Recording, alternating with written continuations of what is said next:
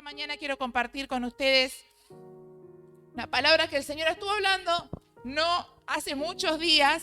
Ha puesto esta palabra el Señor en mi corazón y ha estado inquietando mi vida acerca de aprovechar bien el tiempo, aprovechando bien el tiempo. Y venía a mi corazón este pasaje de la palabra del Señor que está allí en la carta a los Efesios, en el capítulo 5, verso 15 al 17. Y hermanos, si vemos los tiempos que nos están tocando vivir, podemos comprender un poco y pensar y poner en práctica también esta palabra.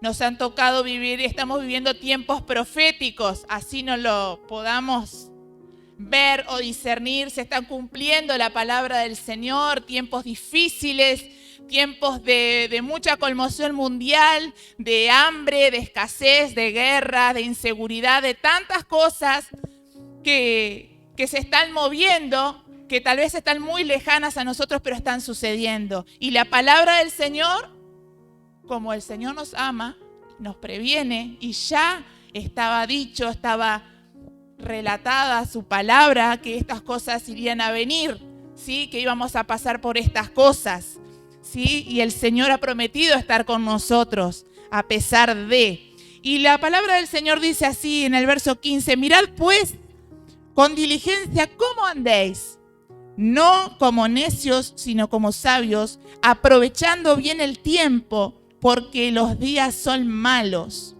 Por tanto, no seáis insensatos, sino entendidos de cuál sea la voluntad del Señor.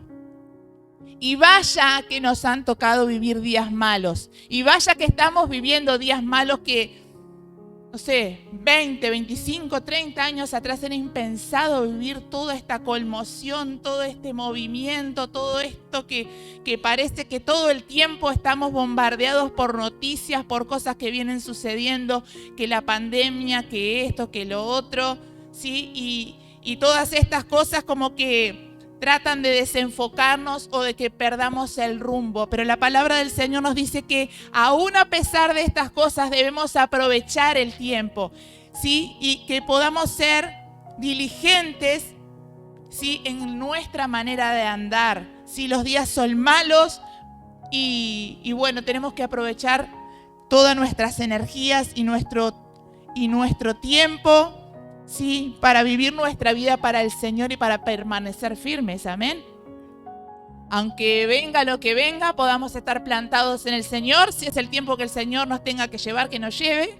Pero si hemos de permanecer con vida, bueno, que cuando el Señor venga, nos pueda encontrar firmes y fieles a Él. Amén. Pero no es esto lo que yo quiero compartir en el centro, ¿sí? El de aprovechar bien el tiempo, el estar prontos, el estar preparados, el estar con nuestros ojos bien abiertos, estar con todos nuestros sentidos alerta para cómo nos manejamos, para cómo andemos delante del Señor y con el Señor. Y en el capítulo 15 del Evangelio según San Lucas hay una historia muy conocida. Y a los que son evangelistas de alma, creo que ya se saben hasta de quién se está hablando y de qué se habla en esta palabra, ¿sí? Y muchas veces la usamos para evangelizar. Y es maravilloso lo que relata la palabra del Señor aquí. Habla del hijo pródigo, ¿sí? Verso 11 al 32. Un poco largo, pero es bien llevadera la lectura y nos vamos a enfocar no en el pródigo, sino en el otro en esta mañana, ¿sí? También dijo: un hombre tenía 2 hijos. El menor de ellos le dijo a su padre: Padre, dame la parte de los bienes que me corresponde, y les repartió los bienes. No muchos días después, juntándolo todo, el hijo menor se fue lejos a una provincia apartada y allí desperdició sus bienes viviendo perdidamente. Y cuando todo lo hubo malgastado, vino un gran hambre en aquella provincia y comenzó a faltarle. Y fue y se arrimó a uno de los ciudadanos de aquella tierra, el cual le envió a su hacienda para que apacentase cerdos. Deseaba llenar el vientre de las algarrobas que comían los cerdos, pero nadie le daba. Y volviendo en sí dijo: ¿cuántos jornaleros en la casa de mi padre tienen abundancia de pan y yo aquí perezco de hambre? Me levantaré e iré a mi padre y le diré: Padre, he pecado contra el cielo y contra ti, ya no soy digno de ser llamado tu hijo. Hazme como a uno de tus jornaleros. Y levantándose vino a su padre, y cuando aún estaba lejos lo vio el padre, y fue conmovido a misericordia, y corrió y se echó sobre su cuello y le besó. Y el hijo le dijo: Padre, he pecado contra el cielo y contra ti, y ya no soy digno de ser llamado tu hijo. Pero el padre dijo a sus siervos: sacad el mejor vestido y vestidle, poned el anillo en su mano, el calzado en sus pies, traed el becerro gordo y matadlo y comamos y hagamos fiesta, porque mi hijo muerto era y ha revivido, se había perdido y es hallado. Y comenzaron a regocijarse. Y a partir del verso 25 empieza la otra parte de la historia. La primera parte de la historia es maravillosa. Un hijo que reclama su herencia, que se va, que se gasta todo lo del padre, que no tenía derecho ni siquiera a volver a la casa con todo lo que había hecho. Sí, pero el padre, movido a misericordia, dice que el padre lo estaba esperando. ¿Y cuánto nos conmueve esto pensando en nuestras vidas cuando volvemos al Señor, cuando traemos nuestras vidas nuevamente a los pies del Señor, a pesar de haber malgastado nuestra vida en tantas cosas, que no teníamos derecho tampoco, como este hijo pródigo, decir: Padre, tenés razón, no soy digno de ser llamado tu hijo. ¿Cuántos de nosotros nos reflejamos en este hijo pródigo? Pero también había alguien más en esa familia. Estaba el otro hermano, el hermano mayor, el hijo mayor, ¿sí? El que también le correspondía parte de esa herencia. Dice en el verso 25 que el hijo mayor estaba en el campo y cuando vino y llegó cerca de la casa, oyó la música y las danzas. Y llamando a uno de los criados le preguntó: ¿qué era aquello? Y él le dijo: tu hermano ha venido y tu padre ha hecho matar el becerro gordo por haberle recibido bueno y sano. Entonces se enojó y no quería entrar. Salió por tanto su padre y le rogaba que entrase. Mas él respondiendo dijo: Padre, he aquí tantos años te sirvo, no habiéndote desobedecido jamás, y nunca me has dado ni un cabrito para gozarme con mis amigos. Pero cuando vino tu hijo, que ha consumido todos tus bienes con rameras, has hecho matar para él el becerro gordo. Él entonces le dijo: Hijo, tú siempre estás conmigo y todas mis cosas son tuyas. Mas era necesario hacer fiesta y regocijarnos, porque tu hermano ha muerto y ha revivido, se había perdido y es hallado. Amén. Esta es la parte que el Señor ha estado allí moviendo, hablando a mi corazón en estos días. A partir del verso 25 se comienza a relatar la vida, la existencia de este hijo mayor, porque parece que la parábola del hijo pródigo es solamente la parte del hijo pródigo que volvió y eran todos contentos y había fiesta. Es verdad, había fiesta, había gozo, había alegría en esa casa por aquel hijo que se había perdido, que no se sabía si iba a volver siquiera, si aún estaría con vida por ahí, y había sido recuperado, había sido restablecido. Y yo me imagino el corazón de ese padre cuando se abraza con su hijo. ¿Cómo no hacer fiesta? ¿Cómo no tener la mejor fiesta, el mejor banquete para recibir a ese hijo? Pero también está el hijo mayor, ¿sí? Este hijo que llega de trabajar o llega del campo, dice, y ahí comienzan los problemas a la familia. Ahí se comienza. Parece que cuando el pródigo no estaba, como que pasaba desapercibido para el hermano, ¿sí? para el hermano no pasaba nada. Se fue, chao, se llevó lo que le correspondía y listo. El padre no dice qué es lo que pasaba, pero sí dice que cuando lo vio, lo que pasó. Sí dice que el papá estaba esperando que el hijo volviera. ¿Sí? Y en ese problema familiar que había con el regreso del pródigo, ¿sí? Dice que surgió allí un problema porque en el verso 28 dice que este hermano mayor se enojó.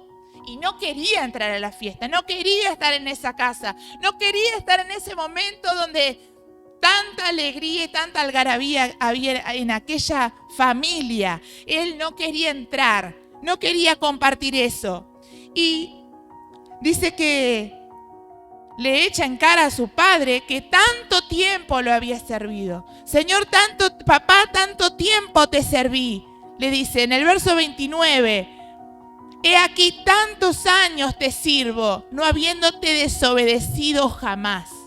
Era, ¿no? Era obediente, tenía méritos.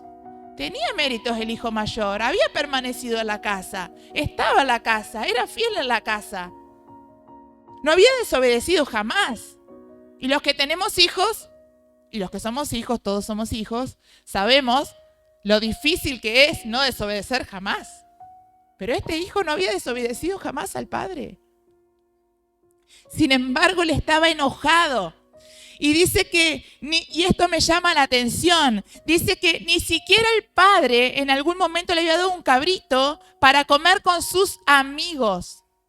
O sea, la intención de este hijo mayor no era comer el cabrito con su padre, era comerlo con sus amigos. Esto es algo que me llamó la atención a mí. ¿Por qué no tenía la intención de comer un cabrito con el papá? Lo quería comer con sus amigos. ¿Sí? Y dice que, y echando en cara, y ahora, sin embargo, recibís a mi hermano que se portó mal, que tiró todo, que malgastó todo, que anduvo con prostitutas. A ese sí le vas a matar el cordero más gordito que hay. A ese sí le pones anillo. A ese sí. Yo por tantos años te he servido, por tantos años he sido fiel y sin embargo para mí nunca hubo nada. Ese era el reclamo del hijo mayor hacia su padre. Pero me llama la atención la respuesta del padre. El padre insistía en que él entrara. El padre insistía que él participara de la fiesta, que él tenía que estar contento porque su hermano había vuelto. Y sin embargo acá el papá le dice en el verso 31, hijo, tú siempre estás conmigo. Y todas mis cosas son tuyas. ¿Qué pasó? ¿No se había dado cuenta? ¿Será que el hijo mayor no se había dado cuenta de lo que tenía? ¿Será que el hijo mayor estaba acostumbrado a todo lo que tenía que no lo podía valorar? Tenía las riquezas del padre. Todo lo que había en esa casa, todas las pertenencias del padre eran también del hijo mayor.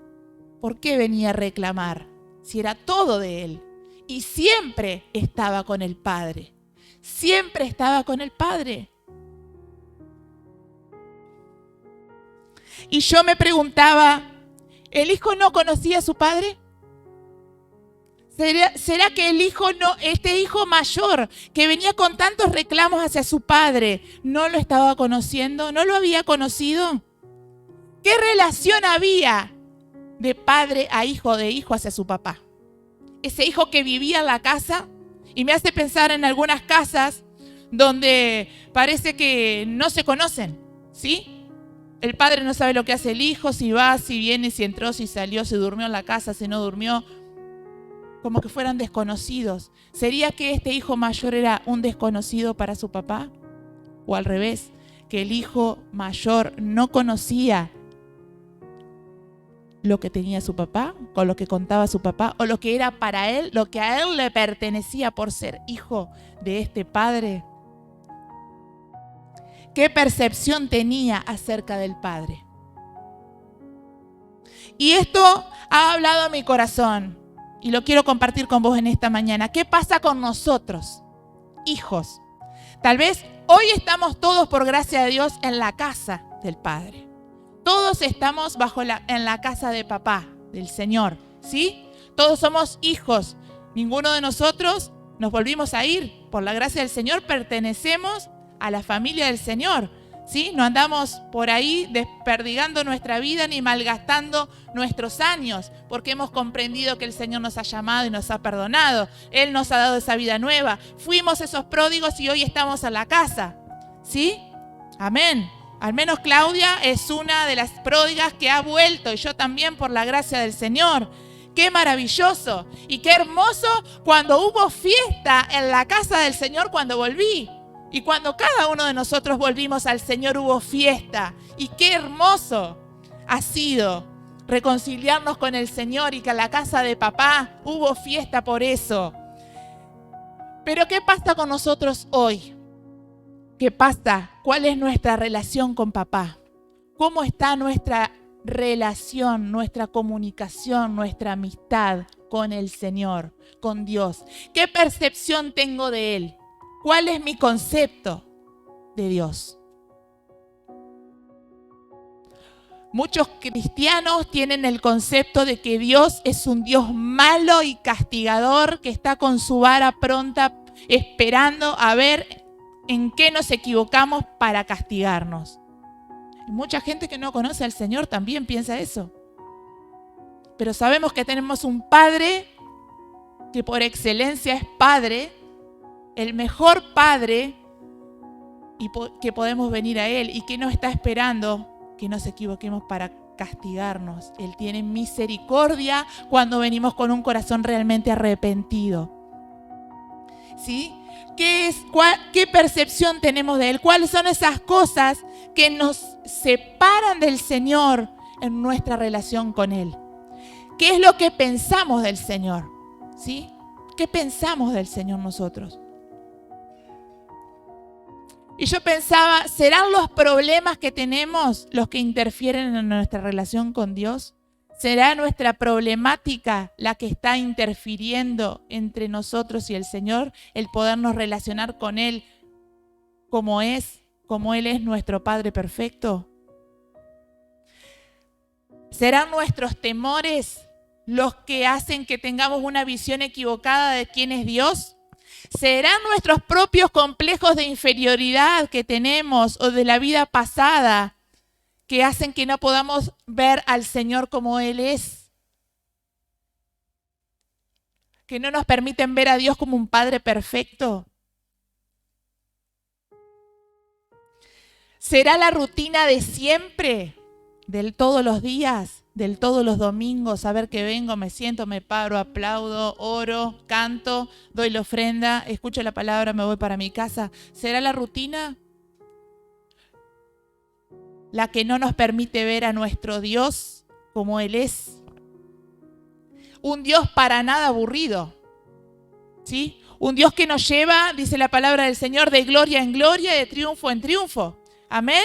Él siempre tiene algo nuevo para nosotros. Si tenemos el pensamiento de que Dios es aburrido, hermano, estamos muy equivocados. Y no depende de la edad que tengamos. El Señor siempre tiene más para nosotros. Tengas 60, 50, 70, 75 y en adelante, o tengamos menos edad. El Señor siempre tiene algo para nosotros, porque a Dios no se le terminan los recursos ni las ideas para nosotros.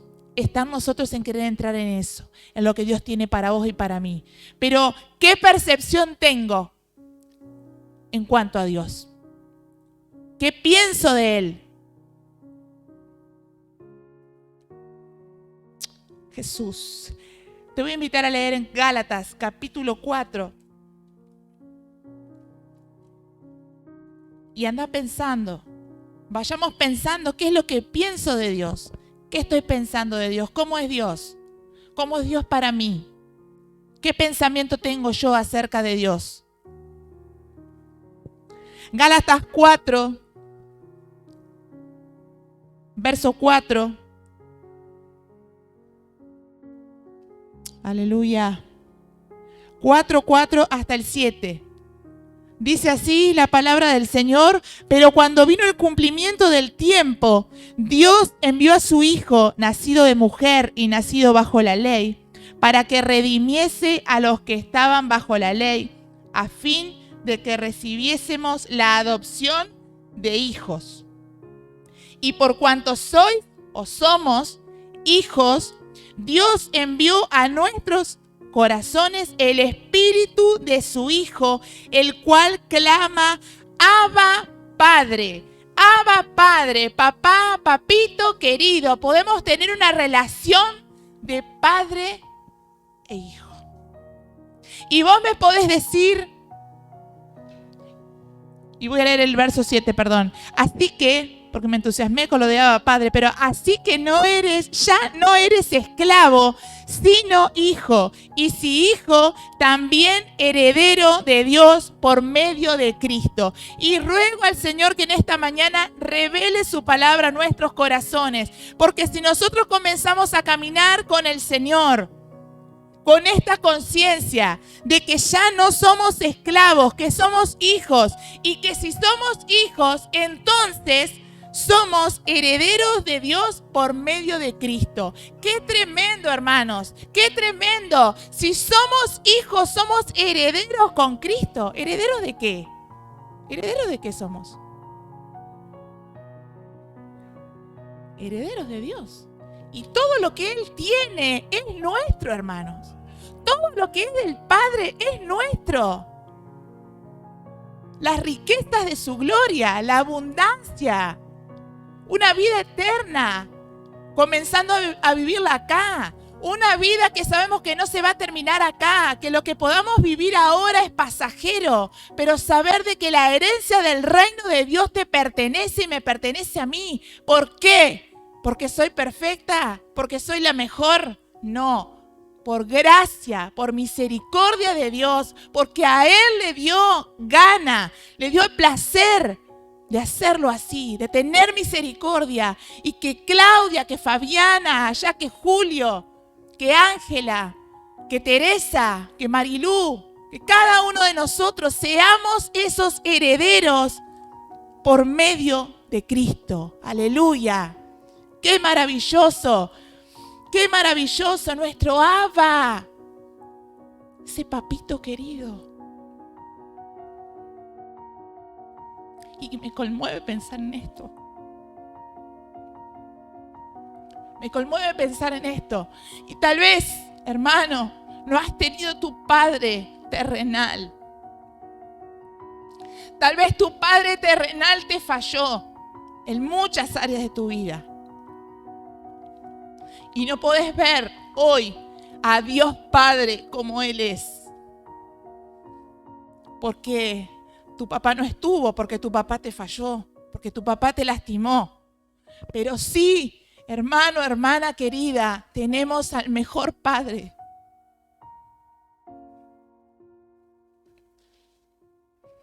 Tenemos un Padre perfecto que cubre aún las faltas de nuestro Padre terrenal, mucho más abundantemente, mucho más abundantemente. Y aún este Padre terrenal que pudimos tener o no tener, o que sufrimos su ausencia, que sufrimos su falta,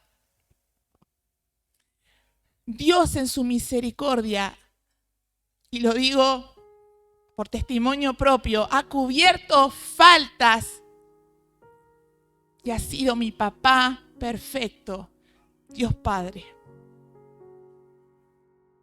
Y hoy tengo libertad de decirle, papito querido.